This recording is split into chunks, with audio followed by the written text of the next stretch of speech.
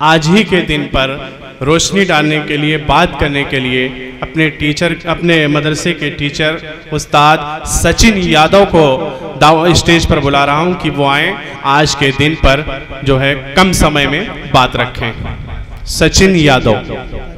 हमारा देश आज़ाद हुआ था, जिसमें हमारे नौजवान साथियों ने अपनी बलिदान दिए थे, और जो अंग्रेज़ों का गुलाम था उनके इस बलिदान को हम हर स्वतंत्रता दिवस और गणतंत्रता दिवस के रूप में मनाते हैं। और हमारे बच्चों का हौसला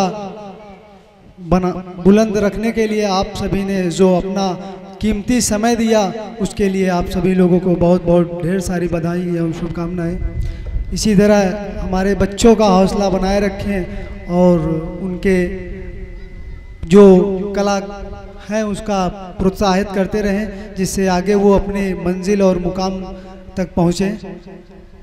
इसी